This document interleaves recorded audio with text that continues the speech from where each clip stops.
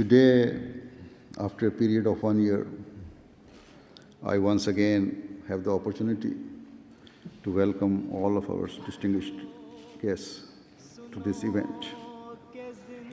The National Peace Symposium is an annual event held at the Khalifatul Mosque, the largest mosque in Western Europe.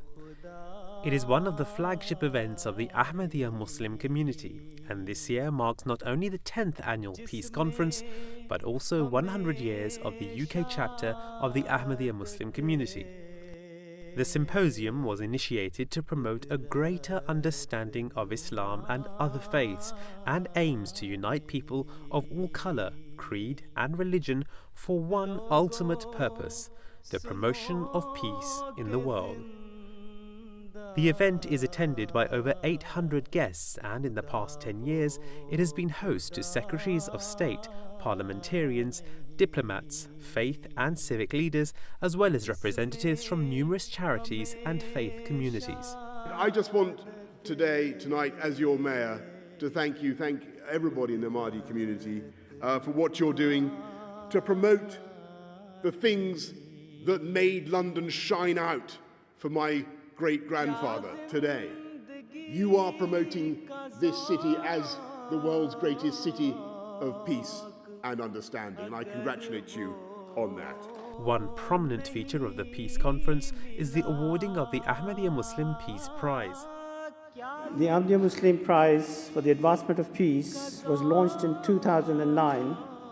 It's an international award which recognizes the work carried out to advance the cause of peace.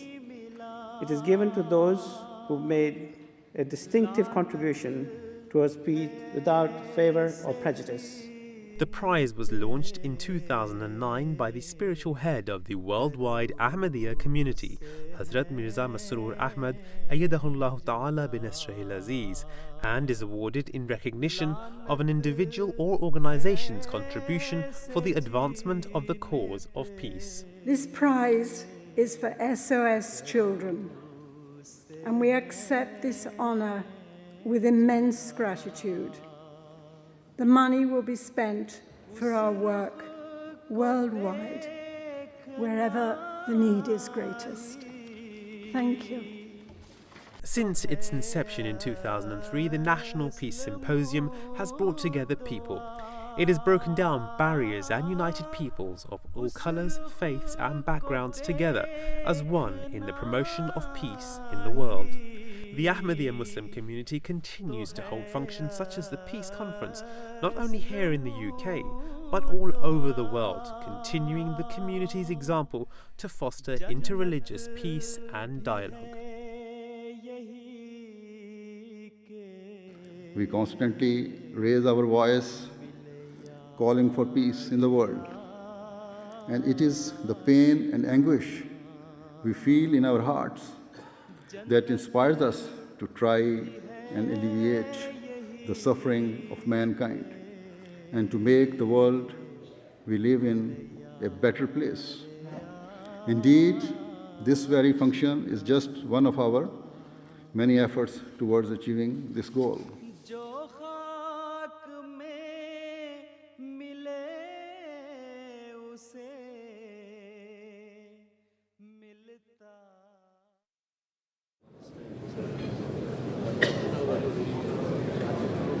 Assalamu alaikum, ladies and gentlemen. Welcome to the 10th National Peace Symposium of the Ahmadiyya Muslim Community UK. We start tonight's proceedings with the recitation of the Holy Quran in Arabic by Imam of the Khalifatul Mosque, Maulana Naseem Bajwa, followed by the translation in English by Mr. Abdul Quddus Arif.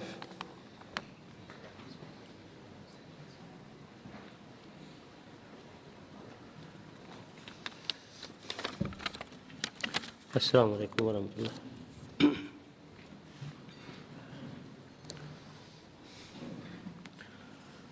أعوذ بالله من الشيطان الرجيم بسم الله الرحمن الرحيم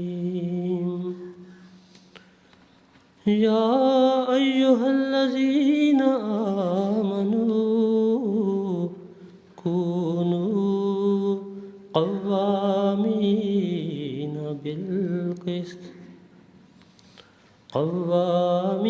بالقسط شهداء لله ولو على أنفسكم أو الوالدين والأقربين إن يكن غنيا أو فقيرا فالله أولى بهما فلا تتبعوا الهوى أن تعدلوا وإن تلووا أو تعرضوا فإن الله كان بما تعملون خبيرا.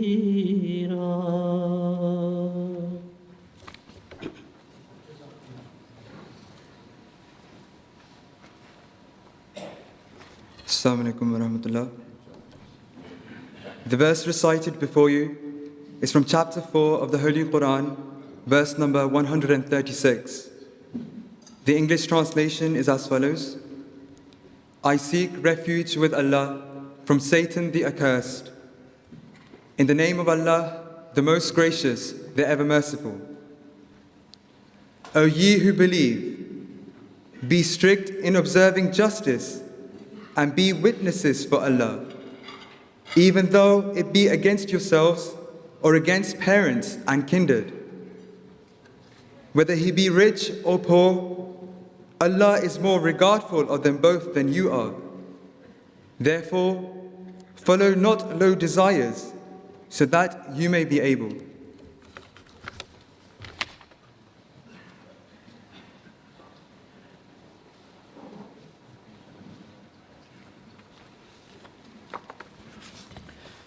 Jazakallah.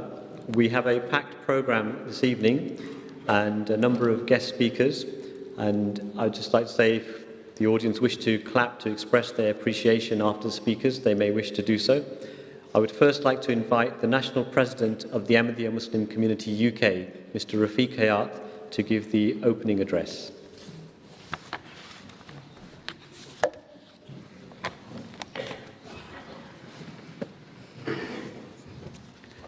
A'udhu billahi minash shaitanir rajeem. Bismillahir Rahmanir Rahim. Respected Hazur, Secretary of State at Davy, MPs, Your Excellencies, Worshipful Mayors, Lord, ladies and gentlemen, Assalamu alaikum wa rahmatullahi wa barakatuhu. May peace and blessings of Allah be upon you. I'm delighted and honored to welcome you all this evening. In spite of the very cold weather, I'm very, very pleased that you were able to make it here tonight. 2013 is a very special year for us. Our Peace Symposium started in 2004, and with a humble beginning is now in its 10th year. The Baitul Mosque, which for all of us feels new, is now in its 10th year. And the UK branch of the Ahmadiyya Muslim Community is celebrating its centenary in 2013. In fact, the UK has a historic connection with the Ahmadiyya community, as some of you may be aware that our community is the revival movement within Islam, a movement that is now global and has tens and millions of members around the world.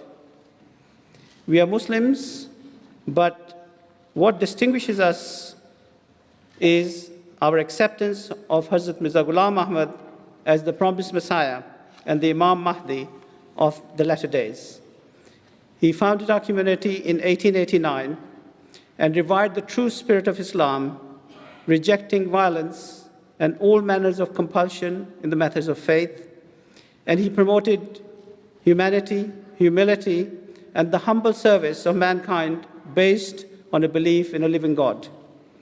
The promised Messiah received a revelation, a part of which was that he saw that he was speaking from a pulpit in London, and he interpreted that to mean that whilst he may not visit England, his message would reach these shores and find a home in the hearts of the righteous. The promised Messiah's writing reached England during his lifetime. In fact, he wrote a special book on the occasion of the Queen Victoria's Diamond Jubilee in 1897. But it was a few years later, after his demise, that the first spiritual leader, our Khalifa, sent the first Ahmadi missionary to the UK in 1913, thereby cementing the link between the community and the United Kingdom. The community bought a small piece of land in Southfields that then became the home of our first mosque, and indeed the first mosque in London, called the London Mosque. As I mentioned, the community is led by a Khalifa. We are honored that since 1924, every Khalifa has visited the United Kingdom, and in fact, since 1984, the Khalifa has been based in London due to the persecution of our community in Pakistan. The present Khalifa, His Holiness Hazrat Mirza Masroor Ahmad, is the fifth successor of the promised Messiah, and he leads the global community in its endeavor to promote peace and to serve mankind. Throughout the past century, the UK community has been active in building bridges between communities and playing our role as an active citizen in the United Kingdom. As a part of the centenary celebrations, we will be giving thanks to God Almighty, for Britain is a true home that provides true religious freedom, and that is something that we must never take for granted. We'll also carry out blood drives to help save lives, plant 20,000 trees to protect the environment, feed 10,000 homeless people, and raise £500,000 for British charities to help in whatever small way we can. We will not do this just this year, but hope to do this every year. For that is our duty, our responsibility, and we will ensure that our youth, our elders, men and women alike, will help out so that we can all play a small part in this. Ladies and gentlemen, our community has been in Britain over 2 world wars, through 3 Olympics, through England winning the Cup in 1966, and we have been here through the challenges and the triumphs of the past 100 years. Hence, here we are with you, doing our best to serve our country, its people, and humanity at large. We have done this not to please you, but to please God Almighty, because this is what Islam, our faith, has taught us. For it is our belief that the love of God that has the power to unite mankind, and it is this journey we invite the whole of the world, for this is the pathway to peace. This is the focus of our Khalifa, His Holiness Hazrat Mirza Masroor Ahmad, and through his numerous lectures in the past 12 months, including those delivered at Capitol Hill, the European Parliament, and through his letters to world leaders, both religion and political, he has continuously stressed the need for peace. His life has been a life of sacrifice and service, and we are delighted that he is here with us tonight. I take this opportunity once again to welcome you all and to thank you for coming and joining us this evening. God bless you. Thank you.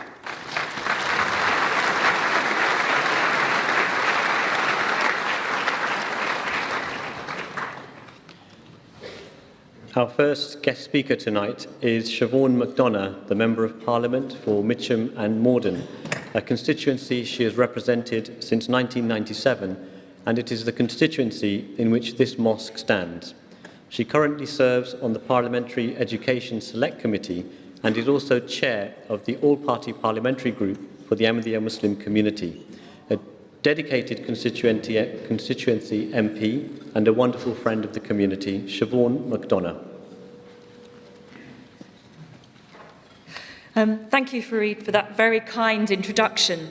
Let me say how pleased I am to be here with you today to celebrate the Ahmadiyya Association centenary, an extraordinary achievement by most standards. And of course, it is a particular honour to be here today in the presence of His Holiness, Hazrat Khalifatul Masih. As-Salah Malaikum to you all.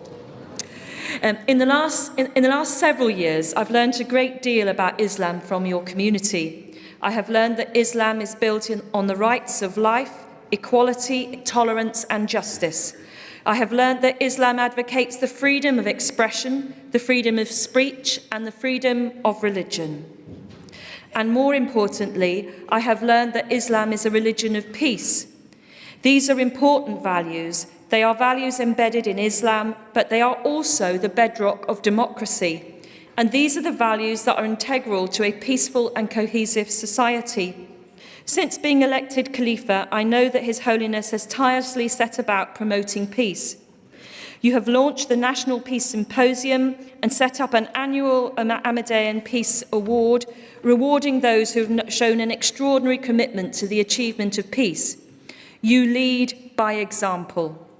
More locally, I am extremely proud to hear about a group of Ahmadiyya Muslim youths who voluntarily cleaned the snow from the front of the hospital entrances and in the pathways of a local church in Croydon in January this year. Love of one's neighbour is surely the embodiment of peace, and once again, your community leads by example. I want to end with the words of a great man who received the Nobel Peace Prize in 1964 and who fought tirelessly for equality and peace. Darkness, he said, cannot be driven out by darkness. Only light can do that. Hate cannot drive out hate. Only love can do that. Martin Luther King. Thank you once again for inviting me back here, and thank you for taking the time to listen to this speech. Thank you.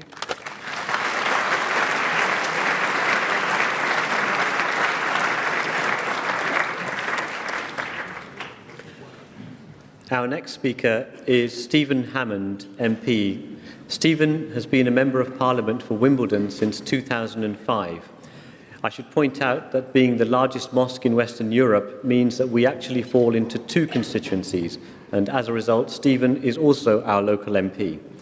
He was Parliamentary Private Secretary to the Communities Minister and is now a Minister at the Department for Transport, a good friend of the Ahmadiyya Muslim Community, Stephen Hammond, MP.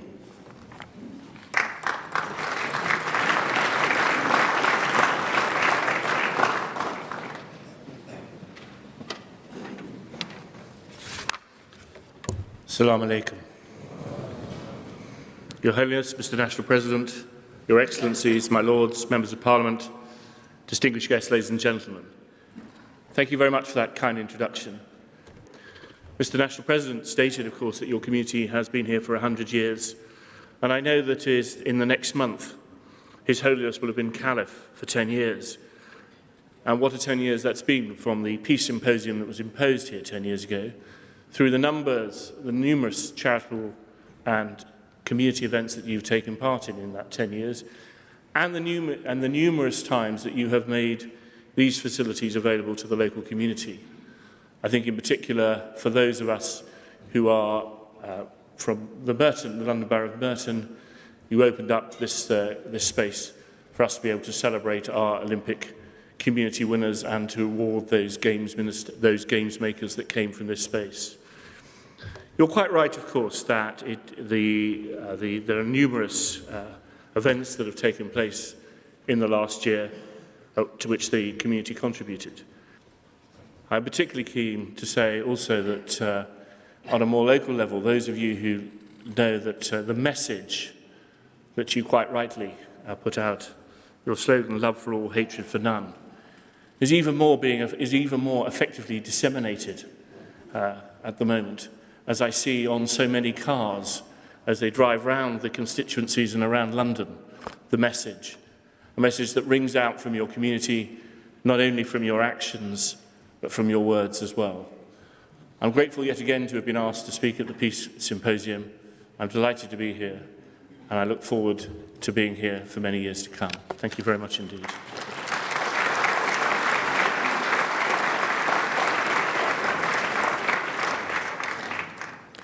Our next distinguished speaker is Dr. Charles Tannock, MEP.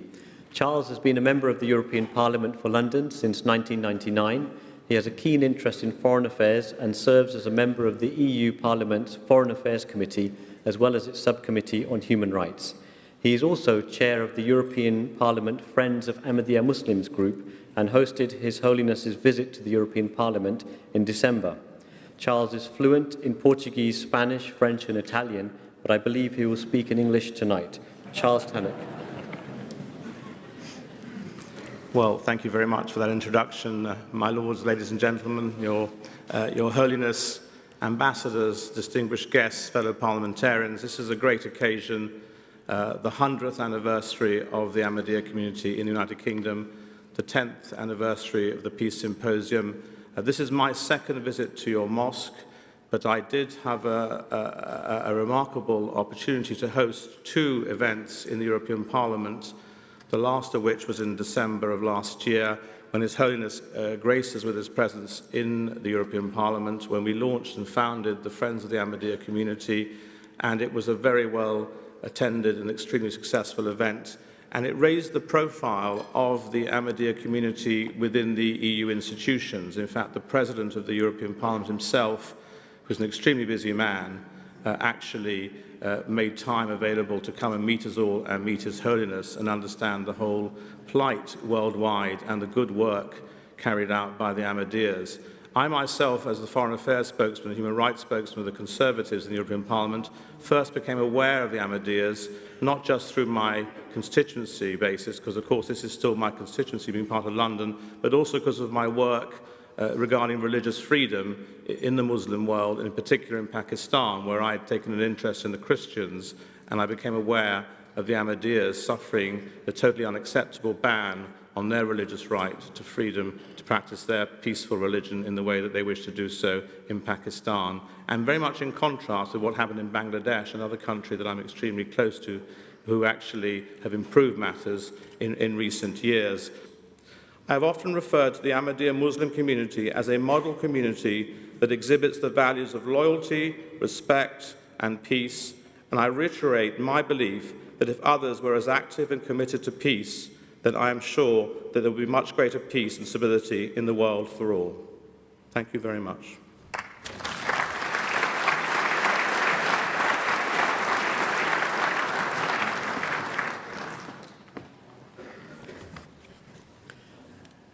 Our next speaker is from Canada and has the distinct honour of being Canada's first ambassador for religious freedom, a post he took up just last month.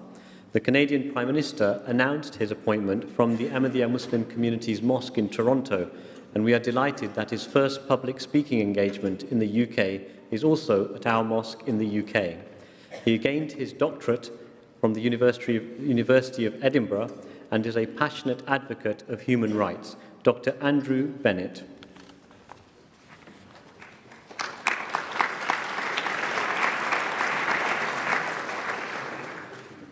Wassalamu alaikum. Your Holiness, my lords, members of Parliament, members of the Diplomatic Corps, ladies and gentlemen, it's a tremendous honor for me to be here tonight. I'd like to thank His Holiness and members of the community here in the United Kingdom for this invitation. It's a great honor for me. At the February 19th event, when our office was announced, we emphasized that Canada would be a faithful friend of Ahmadiyya Muslims around the world.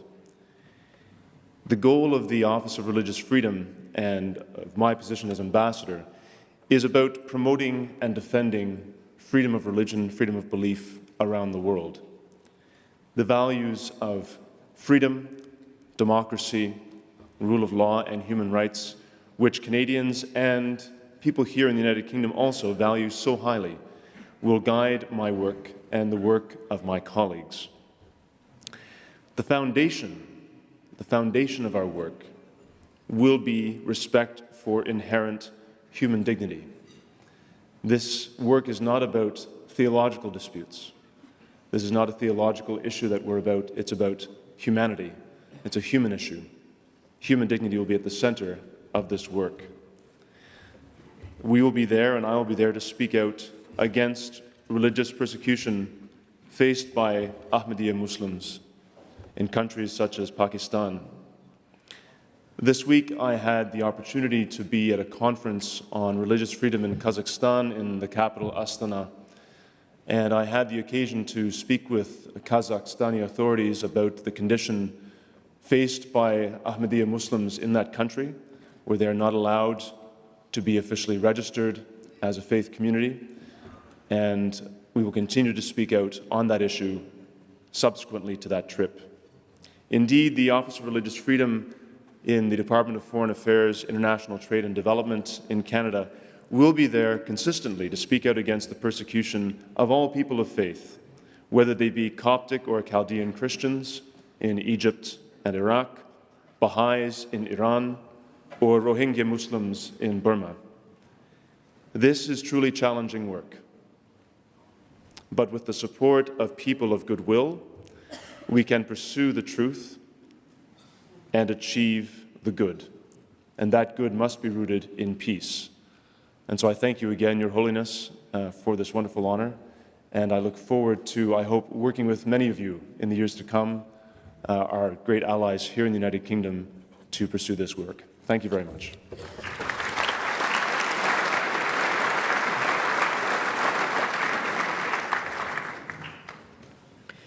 Our next speaker is also a long-standing friend and a distinguished parliamentarian, the Right Honourable Ed Davey MP, who is Member of Parliament for Kingston and Surbiton. He has served as Minister for Employment Relations, Consumer and Postal Affairs, and is now the Secretary of State for Energy and Climate Change.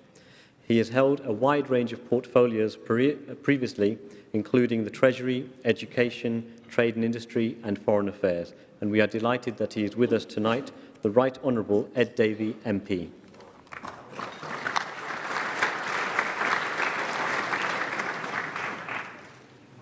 Assalamu alaikum.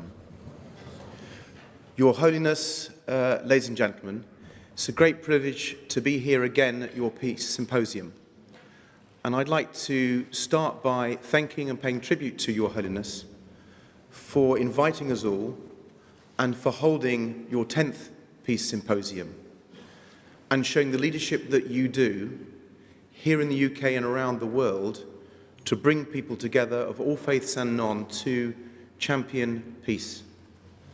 You help everyone understand each other better, and you teach us to look into our hearts, to make sure love is in our hearts, and that religious leadership you give on that message is very welcome, and we thank you for it. Of course, this is the centenary year of the Ahmadiyya Muslim community here in the UK, and so we're celebrating that as well as your commitment to peace. And I have the honour to be hosting and organising the event in the House of Commons later this year to welcome you and on a cross-party basis to celebrate and to congratulate you and the community. I hope we can, I'm sure we will, be able to do that in peace between the parties in the House of Commons. But as a Liberal Democrat here tonight, I have to remember and to think of Lord Eric Averby, who can't be with us tonight. He's been a long-standing champion of the community, and we think of him as he looks after his health. Whether it's coming to these symposiums, whether it's talking to many of my constituents who are Ahmadi Muslims, or whether it's going to the Jalsas, those wonderful conventions that you hold every year, I've learnt the commitment of the Ahmadis and Your Holiness, not just about talking about peace and putting that message forward, but of doing things that are practical about it. Your work in making sure people can have clean water in many developing countries is inspirational. Your commitment to bringing renewable energy to some of our poorest countries and communities is very admirable.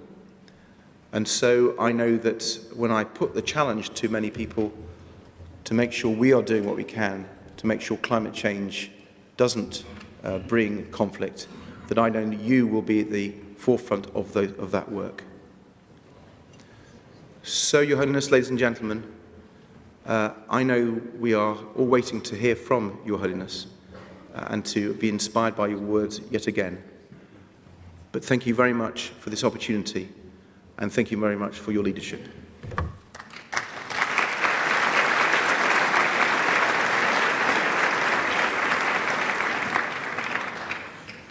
Tonight we have a number of distinguished guests who are with us. Time does not permit them all to speak, but I would like to recognise and acknowledge their attendance today, including Lord Muhammad Sheikh, Lady Sheikh, Councillor Ravi Govindia from Wandsworth Council, Mayor Adrian Knowles, the Mayor of Wandsworth, the Mayor of Merton, the Mayor of Farnham, Rushmore and Crawley, Lord and Lady Singh, Henry Smith, Member of Parliament, His Excellencies, the Ambassador of Paraguay, the Ambassador of Lithuania, the Ambassador of Liberia, as well as Lord Tariq Ahmad and Lady Ahmad, Jane Ellison, Member of Parliament, Councillor Steve Lambritis, the Leader of Merton Council, and His Excellency, the Ambassador of Liberia.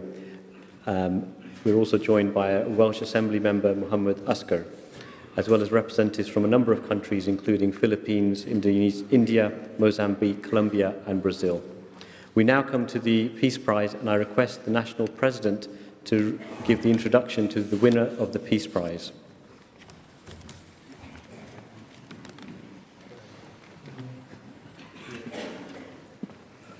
Thank you very much. The Ahmadiyya Muslim Peace Prize for the Advancements of Peace was launched in 2009. It's an international award which recognizes the work carried out to advance the cause of peace. It's given to those who have made distinguished contribution towards peace without favor or prejudice.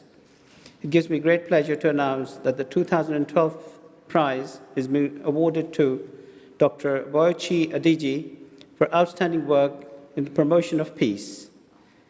Throughout his through his life-changing medical work, that he has provided hope and future for thousands of people. Dr. Boychi lives in America, but was born in Ghana and is a renowned reconstructive spine surgeon and a founder of the Foundation of Orthopedics and Complex Spine, a non-profit making organization that has provided orthopedic and spine care to thousands of people in Africa and the Caribbean. With £100,000 of his own money, he established this charity and has led dozens of teams of surgeons and clinicians to Ghana and Barbados and other countries to perform orthopedic surgical procedures and to train local surgeons in orthopedic techniques. The charity also educates and better equips local healthcare providers to meet the orthopedic needs of their patients. All surgery is provided for free or at a nominal cost to cover hospital expenses. There is never a charge for physicians' services or for any services or products provided by the organization. As a result, Dr. Boychi's work, many patients have regained their health and resumed gainful employment, and children have resumed academic and unrestricted recreational activities.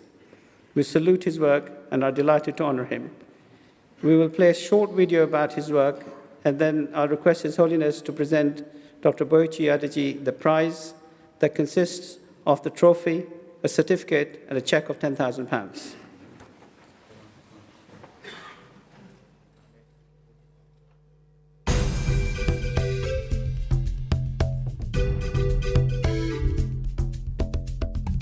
It has been a lifelong goal of Dr. Oheneba Boachi Aje to make people stand straight, breathe better, and live a normal life. Dr. Boachi believes that complex spine surgeries could and should be provided in developing countries. Ghana is Dr. Boachi's homeland and is one of the world's poorest nations. There is a significant lack of health care for Ghana's population of over 20 million. Life expectancy for a child born this year is just 61 and a half years. Many young adults here suffer from moderate to severe scoliosis caused by childhood infections like tuberculosis and polio. These viruses can penetrate the spinal vertebrae, causing life-threatening curvatures of the spine that may constrict breathing.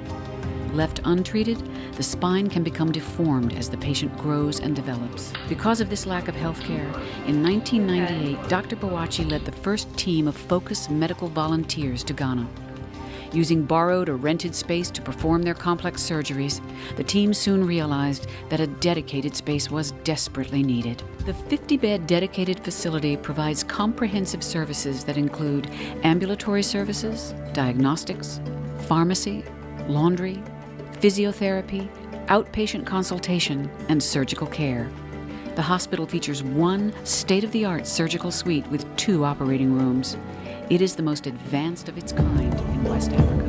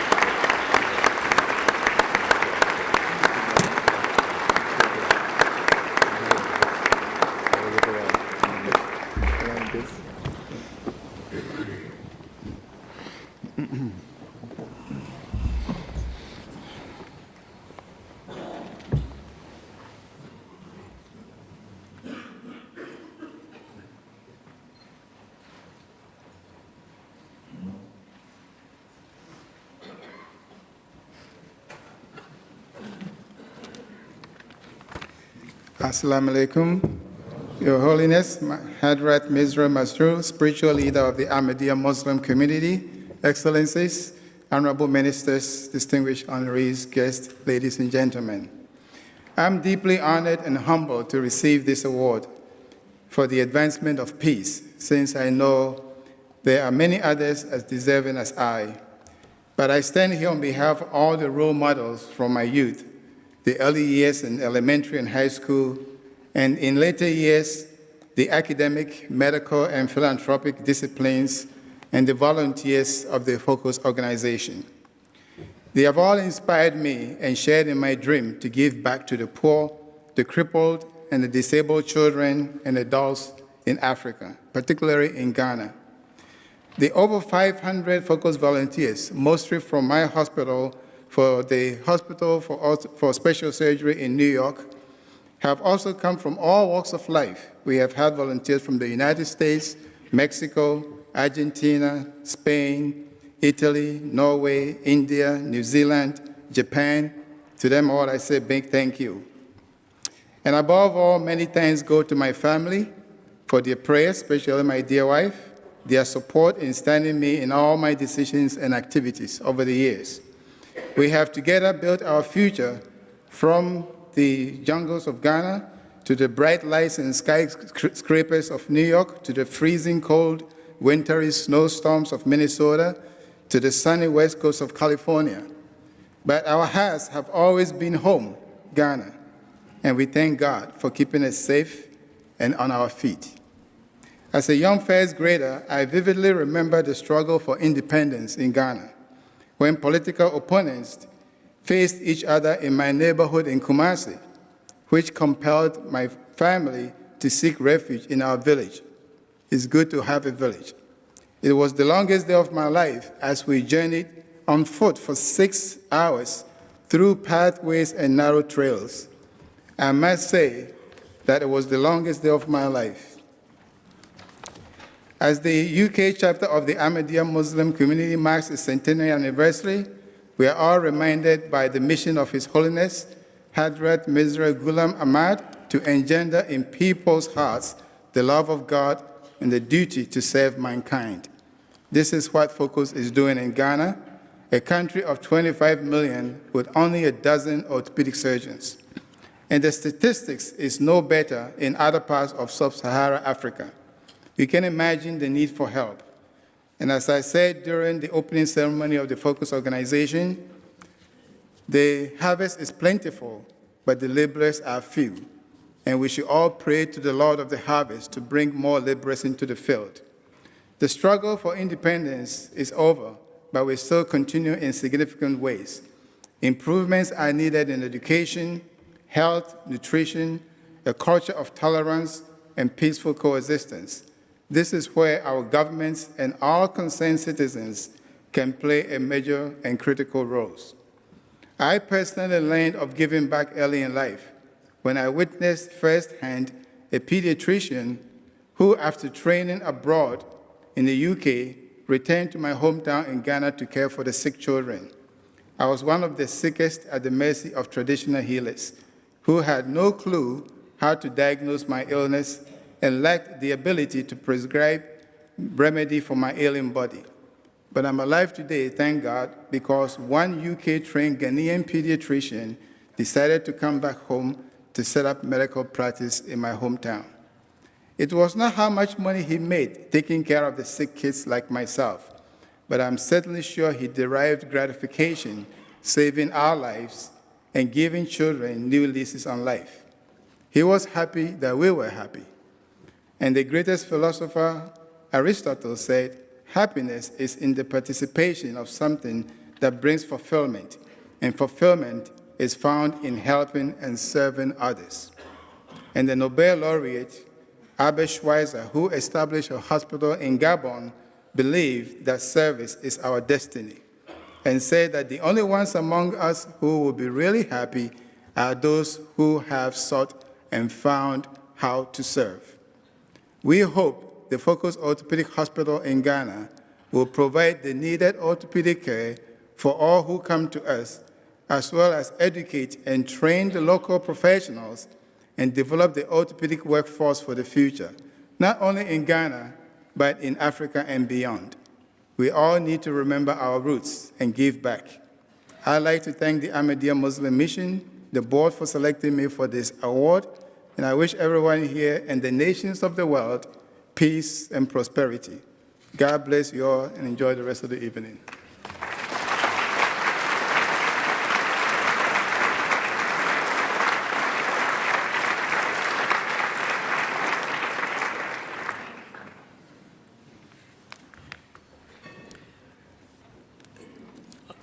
Thank you.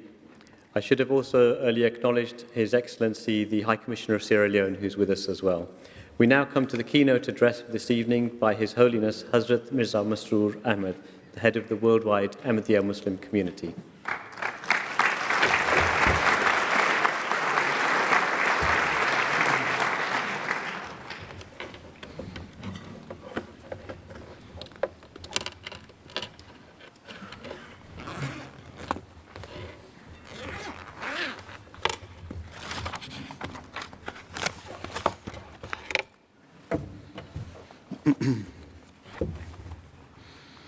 أشهد أن لا إله إلا الله وحده لا شريك له وأشهد أن محمدا عبده ورسوله أما بعد فأعوذ بالله من الشيطان الرجيم بسم الله الرحمن الرحيم. All distinguished guests, Assalamu alaikum wa rahmatullahi wa barakatuh. Peace and blessing of Allah be upon you all. I would firstly like to thank all of you, our respected guests, for accepting our invitation to attend today's Peace Symposium. All of you, whether attending for the first time or if you are our old friends, are very welcome.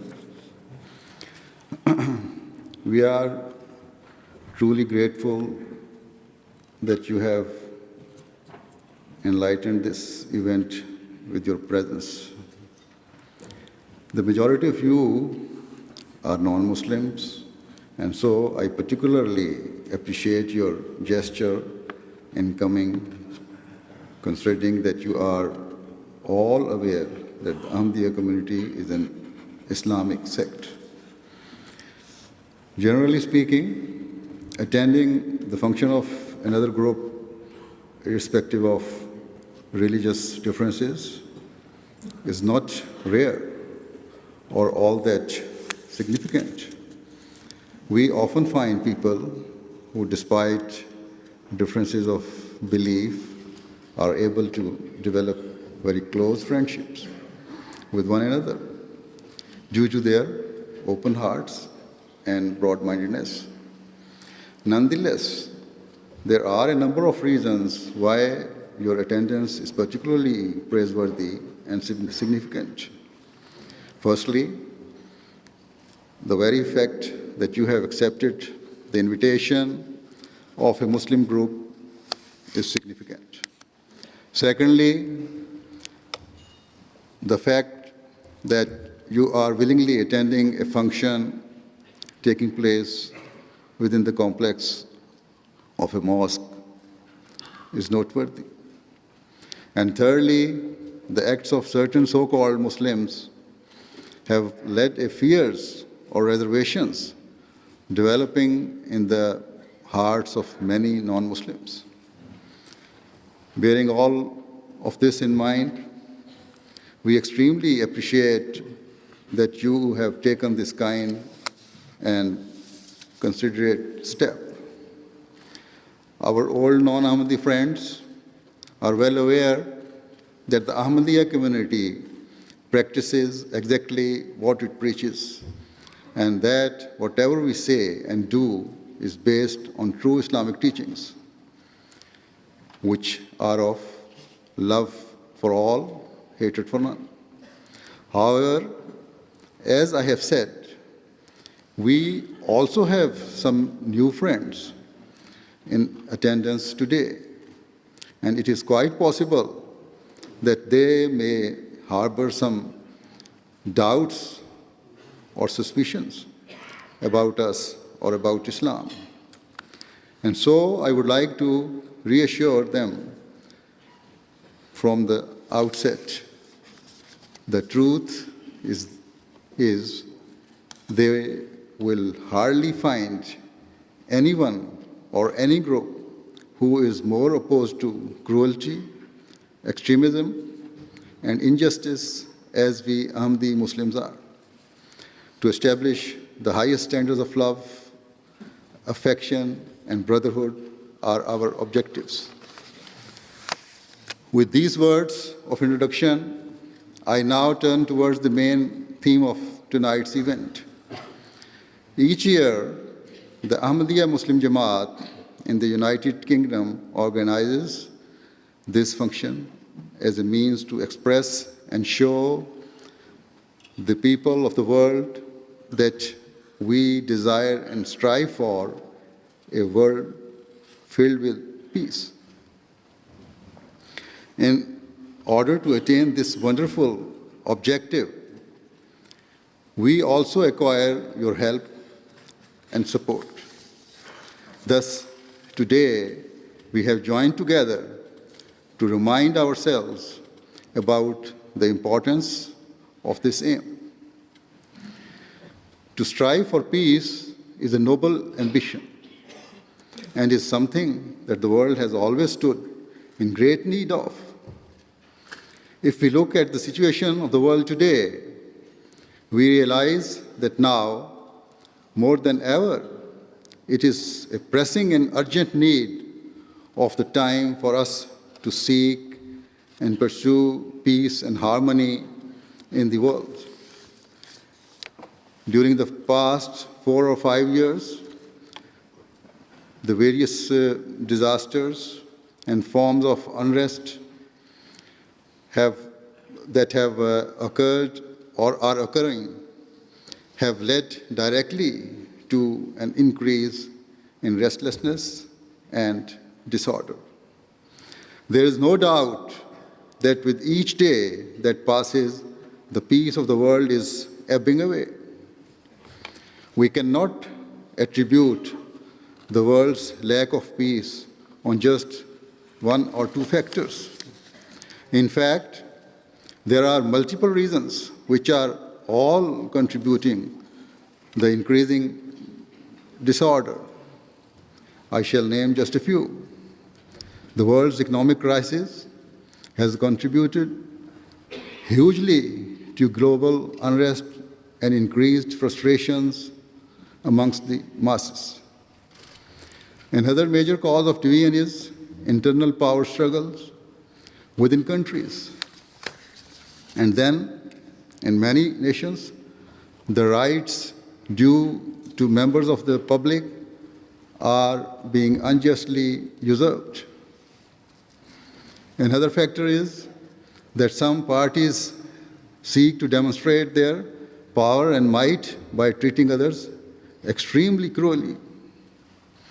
Further, a root cause of division is a lack of justice in the world. This is leading directly to a complete lack of mutual confidence and trust. Another cause of unrest is the fact that people or governments look at the wealth and resources of others with a sense of envy and greed. In fact, they do not limit themselves to the envious glances, but actually seek to seize what is not rightfully theirs. As I said, there's a long list of reasons why the world is being consumed by hatred and disorder, and I have only mentioned a few. These issues are of grave concern, and we must reflect over how to solve them so we can seek to establish global peace. Enmities and differences are increasing daily and are rapidly spiraling out of control. The state of the world is going from bad to worse.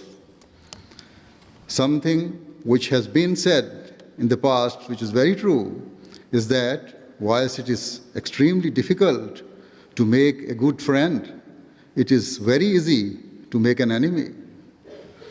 If we look at the world today, we find that from the very smallest scale of society to a national and international level, these are the circumstances that are prevalent.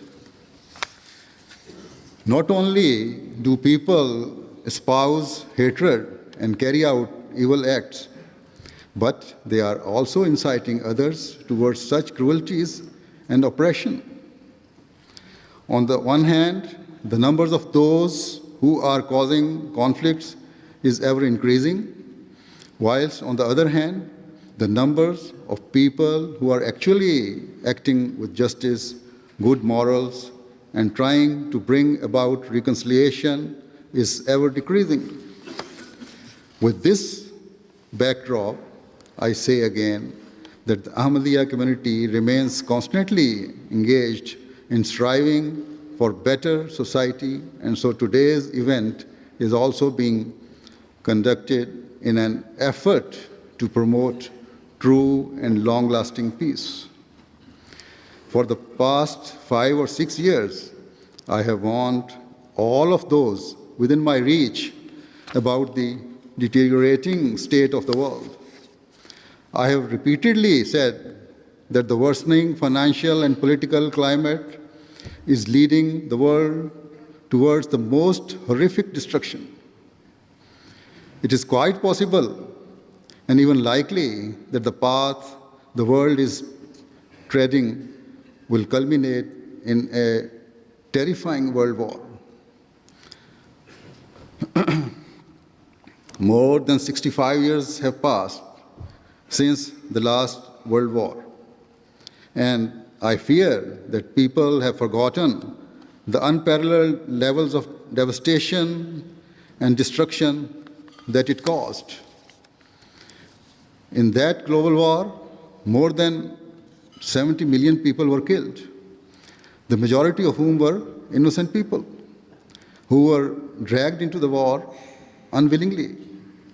Just a few months after last year's Peace Symposium, I traveled to the United States and was invited to address members of Congress at Capitol Hill.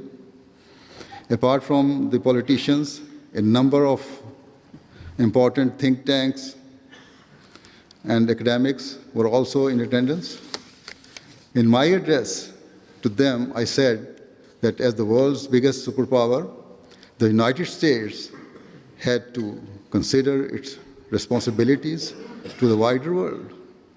I said that if they fail to fulfill their obligations, And if they fail to observe the proper standards of justice, then they would lead the world towards a terrifying destruction.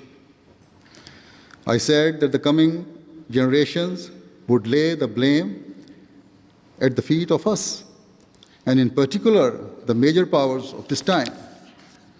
Our children or grandchildren would not forgive us because they would know that we could have prevented the harrowing legacy that we left behind for them. Similarly, last December, at the European Parliament in Brussels, our good friend who has just spoken as well, Dr. Charles Tannock, MEP, organized an event in which I was able to address members of the European Parliament. Also in attendance were MPs from various national parliaments and a range of other dignitaries and influential people. I took the opportunity to remind the European countries of their responsibilities as member nations of the European Union. I have delivered the same message, calling for peace and justice. On many occasions in different parts of the world, I do the same. I do not know how much impact my views have had on those who have listened to me. And I am not aware to what extent they are working towards developing peace within their own circles of influence. Nevertheless, I will, God willing, always continue to carry out my task and my responsibilities of promoting peace, tolerance, justice, and compassion to the corners of the world. I will continue to tell all people that in order to be relieved of the pain and suffering that we face today, we must adopt true justice and equality. What is actually meant by justice and what does it require? I shall now answer this question based entirely on the teachings of the Holy Quran. The Quran teaches us that all people must display absolute justice and bear witness in the name of Allah, even if they are forced to give evidence against themselves, their parents, or their loved ones.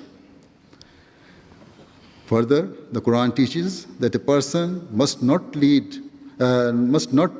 let the enmity or hatred of any nation incite them to act unjustly. Rather, they should always act in a fair and equitable manner because that is the standard required by our loving God. In order to develop peace, it is necessary that we first establish these standards of justice. However, when we analyze today's world, we find that such moral standards are not being implemented anywhere at any level. Indeed, it is with regret that I have to admit such standards of fairness have been long forgotten, even by the vast majority of Muslims to whom these teachings were given. We neither find these standards of justice between people in society, nor in terms of the relationship between the general public and their governments. Similarly, such high standards are not visible in international relations. It would prove extremely difficult to find even one person who is willing to give evidence against himself or his loved ones in order to uphold the true requirements of truth and justice. In the same way, it would be almost impossible to find a country that acts entirely fairly with another nation with whom it is in dispute or considers to be an enemy. Keeping all of this in mind, if we want true peace and if we want to save the world from destruction, then we must act with justice, integrity, and be ever faithful to the truth. If we want our children and future generations to look back at us fondly rather than with anger that we left them disabled and handicapped, we must act in accordance with the standards of equity I have spoken of. If we fail to do so, then there will be nowhere left to hide and no escape from destruction. I purposely use the word disabled in terms of the legacy we leave to our future generations. This is because it is extremely likely that if a world war takes place, nuclear weapons will be used. The effects of atomic warfare are beyond our imaginations and will last for generations to come. Therefore, the standards of justice I have described needs to be implemented across the board, not just by Muslims, but also by non-Muslims and all nations. No one will be spared. The effects of a nuclear war will be devastating because its path of destruction will be impossible to contain. The people of the East and the people of the West will be affected. Whilst it is true that current indications suggest that a world war is likely to ignite from Asia, the truth is that the West will not be able to stay away from it. To illustrate this point, we should look at the escalating conflict between North and South Korea. Their relations are fast deteriorating, but even though it lies thousands of miles away, the United States has become directly involved. North Korea has threatened not just South Korea, but also America. North Korea is known to have nuclear weapons and has not been shy in threatening to use them. It appears that North Korea does not really care about or understand the consequences of its actions and is trigger happy. This is why just last week the United States announced it was strengthening its missile defense system on its west coast. All major parties, including Russia and China, have recently condemned North Korea. Although the long-term views of these two countries are not entirely clear. Another example of conflict is visible if we look at the relations between China and Japan. Over the past few months, a dispute over who owns a series of islands in the East China Sea has intensified. Again, we cannot say that this dispute will be limited to the two countries. Rather, it is quite possible that America will become involved in this conflict as well. Whilst the United States has publicly called on both countries to show patience and restraint, its real sympathies lie with Japan. The America-Japan alliance is such that if a war between China and Japan were to take place, the United States would actively side with Japan. Today, a major tactic used to try and harm enemy nations is to target their trade and business interests. The world today is not the same world it was 50 or 60 years ago. Even back then, the acts of one nation affected others. However, today it is at a completely different level.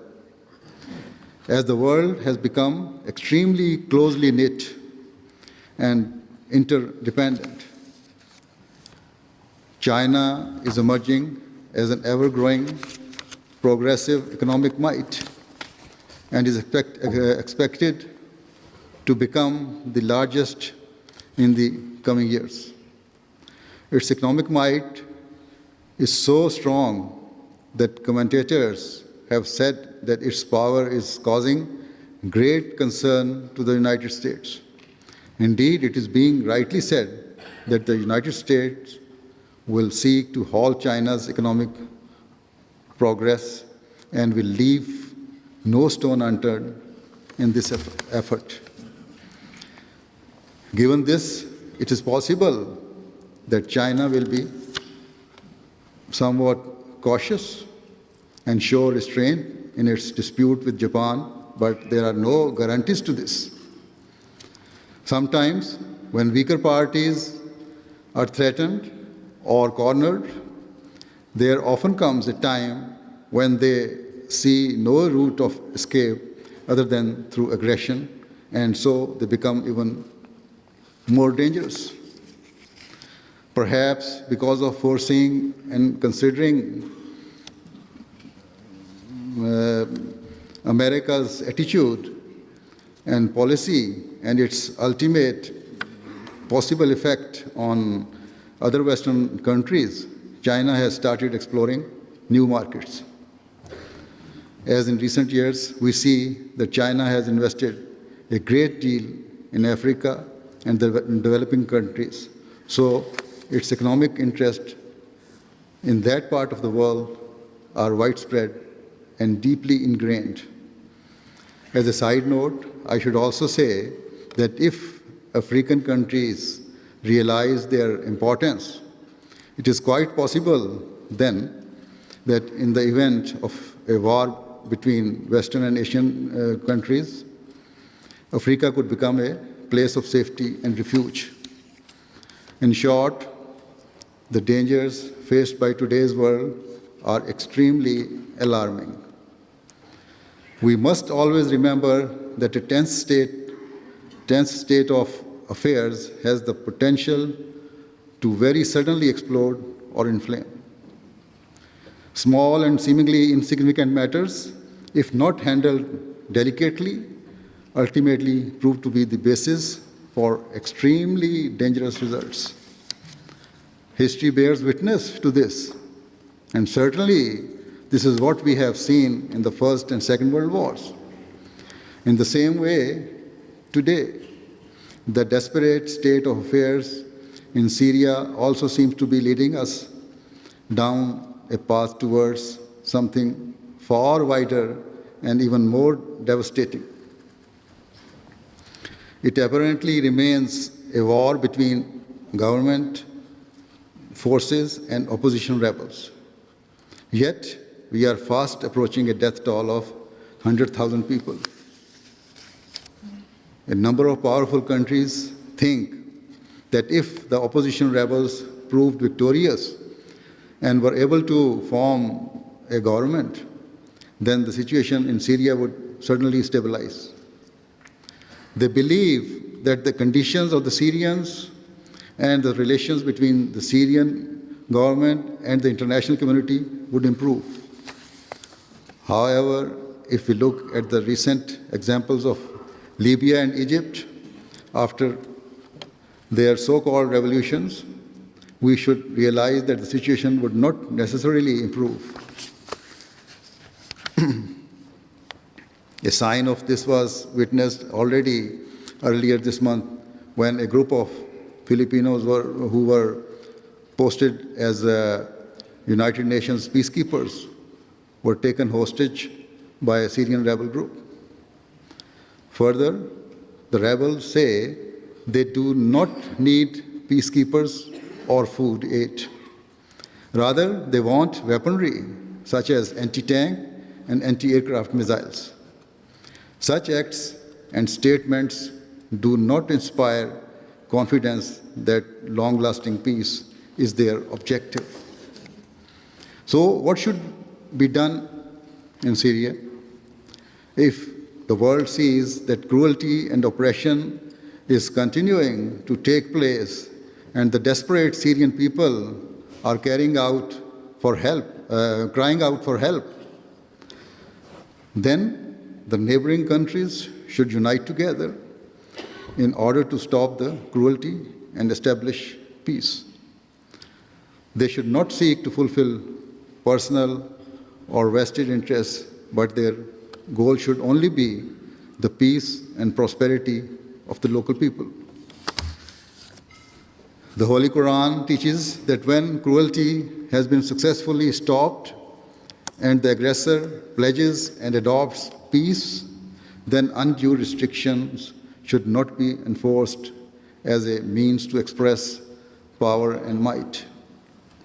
Although this key principle particularly applies where one country attacks another, it can actually be applied to all situations in order to establish peace.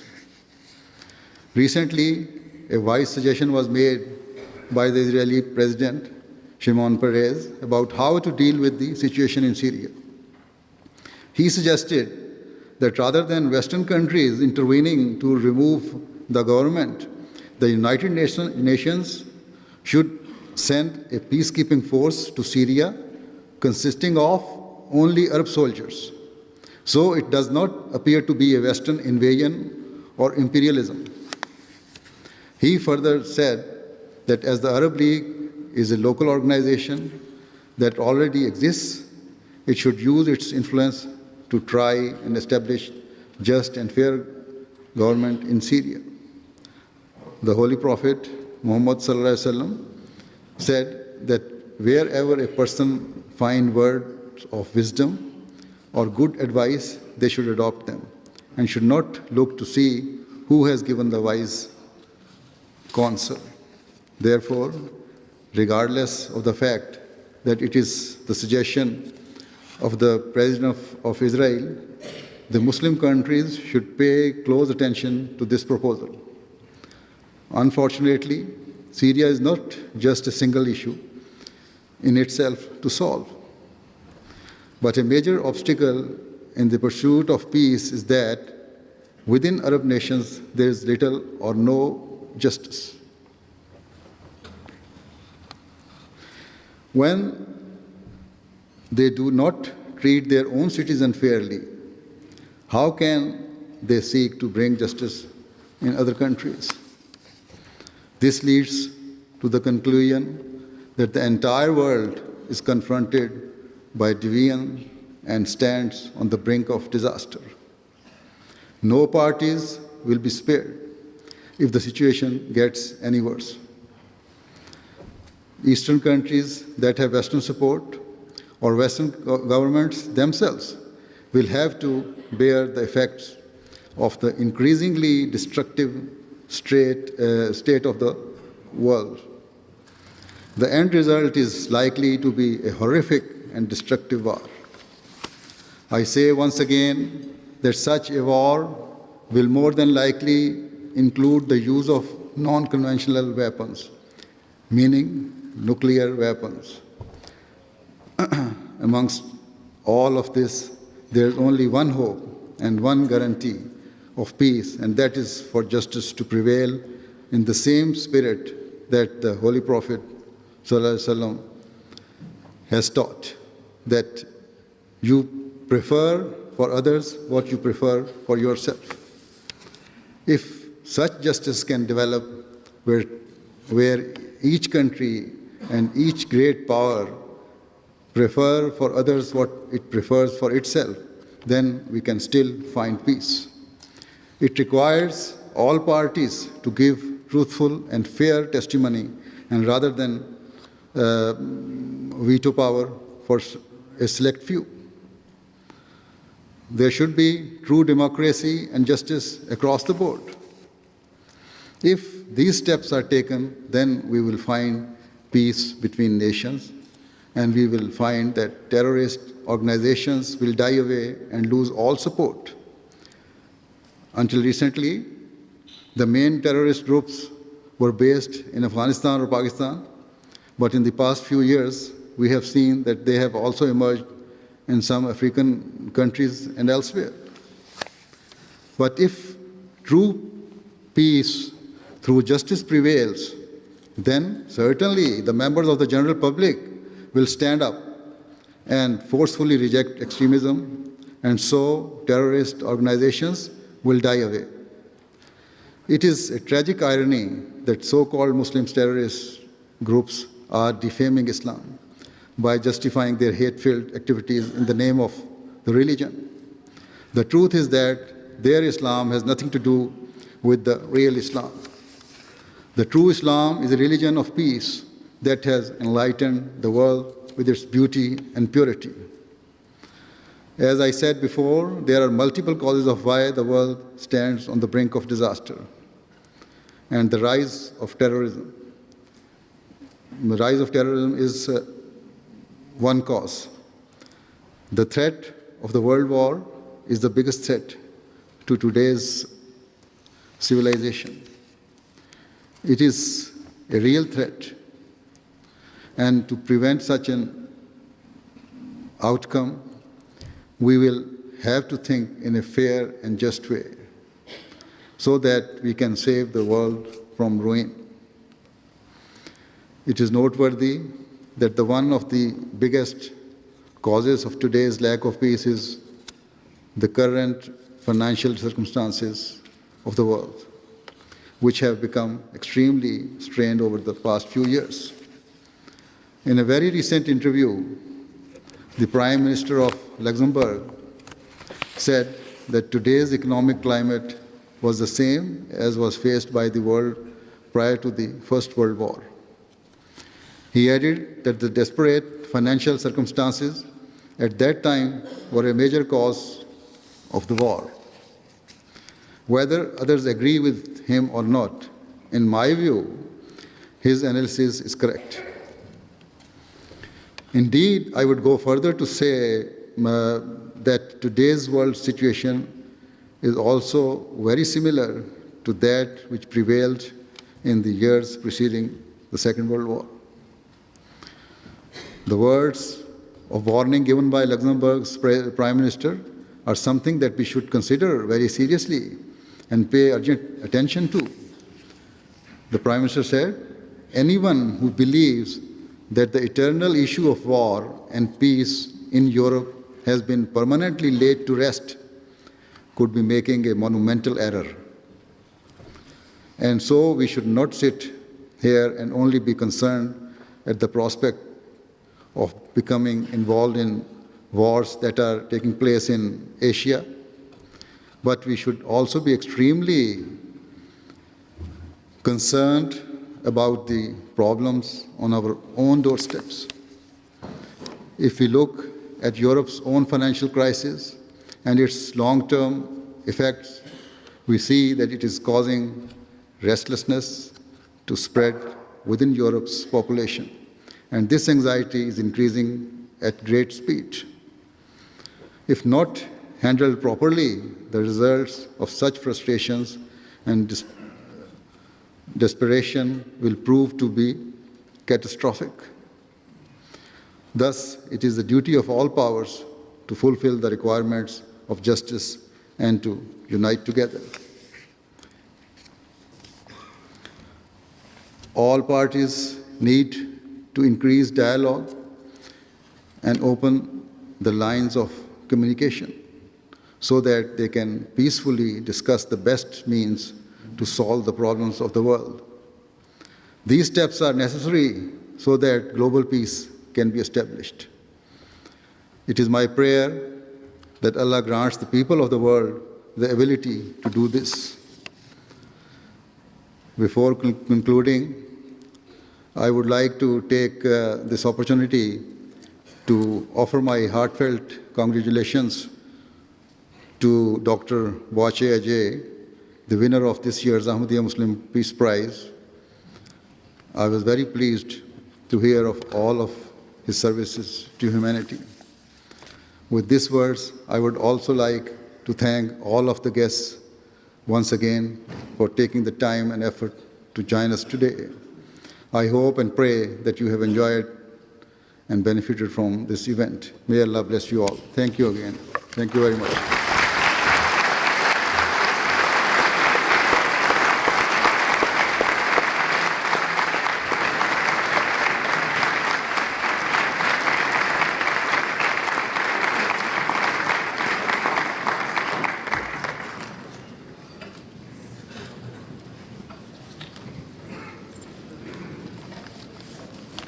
Ladies and gentlemen, His Holiness will now lead us in silent prayer before food. We pray by raising our hands. You may join us in any manner you feel comfortable.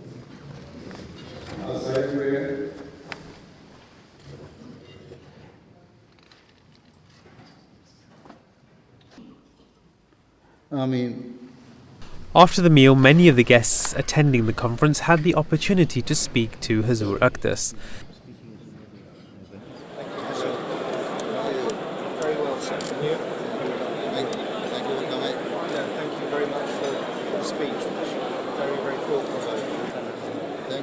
Hello, thank you. Well, it's been delightful to be invited, and as I'm the local council there, it's a lovely community we have, so thank you very much.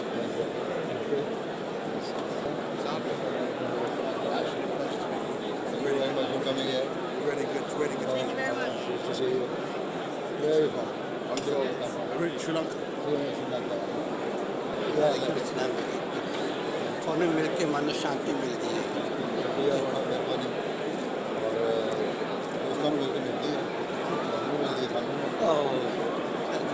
It's a very खुशकिस्मती is my great honor and privilege to meet you. Pleasure to meet you. Yes. Hello, Your Holiness. Thank you very much for inviting me this evening. I've enjoyed it immensely.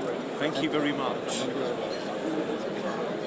The event was attended by several hundred guests, including ambassadors, special dignitaries, members of parliament, representatives from charities and faith communities. His Holiness has a huge breadth of knowledge about, obviously, the Ahmadiyya community, about what is going on internationally. I just saw him talk to a representative from the Canadian government, and he seemed on top of what was happening in Canada, in all sorts of countries, talking about the faith in Africa. So he's a man of great knowledge. Well, I think His Holiness and the Ahmadiyya community are expressing the core of their faith in being active in promoting the cause of peace. Love for all, hatred for none is one of the key teachings of the Ahmadiyya community. And I think sharing that with everyone here in the UK, but also with all the people invited, whether it's politicians like myself, or whether it's community leaders or other faiths, or ambassadors from countries around the world, I think that is important, that we're engaging, discussing the issue of peace and how we can all, in our different ways, play a part in making sure that we have peace in our world. It's an extraordinary cross-section of people who are brought together here, of all faiths, of lots of parts of civic society. And, I think that, to be honest, any organisation just getting that many people together, exchanging views, getting to know each other, that's a good thing in itself. Well, His Holiness's speech depicted a pretty somber world, and I think that's a wake-up call for all of us about the challenges to international peace and security and the economic challenges the world is facing. Hazur then proceeded to the exhibition hall at Beit al-Futuh, where he met with representatives from Britain's armed forces and academics. Hello, please. Good evening. Have a seat. How is everybody? This included Commander Eugene Morgan, commanding officer of HMS President, Captain Doug Spencer from the Royal Marines, and Professor Malcolm Giles, Vice-Chancellor of the London Met University.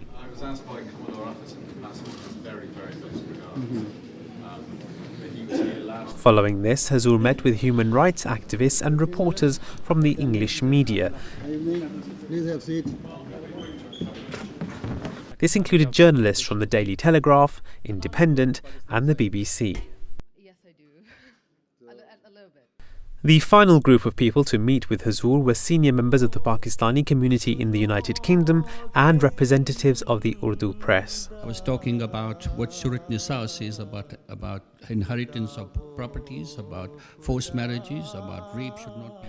The event, and in particular the keynote address by Hazrat Amirul Mu'mineen Ayyadahullah Ta'ala bil Israhil Aziz, was well received by many of the guests. I think it was a marvelous gathering. One thing I noticed about the gathering tonight is that there were a number of non-Muslims there. There were Christians, there were Jews, there were some Sikhs as well. So I think a gathering like this is very desirable because by coming here, they begin to understand the true message of Islam. I thought His Holiness really touched on so many different aspects in geopolitics. And his analysis, I think, showed a great depth of wisdom and an awareness of various situations. So I was really appreciative of his words and sort of what he had to say. Understand the different parts of Islam, and I think what I've come to understand today is the peaceful side, and I think that's what I'm going to take away, the lovely, friendly atmosphere and the feeling of peace and love to everybody.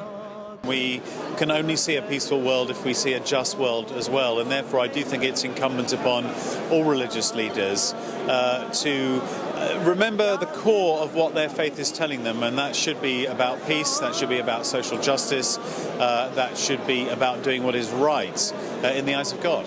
What makes me come to see all of you is the message of peace, the message of brotherhood, the message of affection among people, among different cultures, different races, different creeds. We can all live together in peace.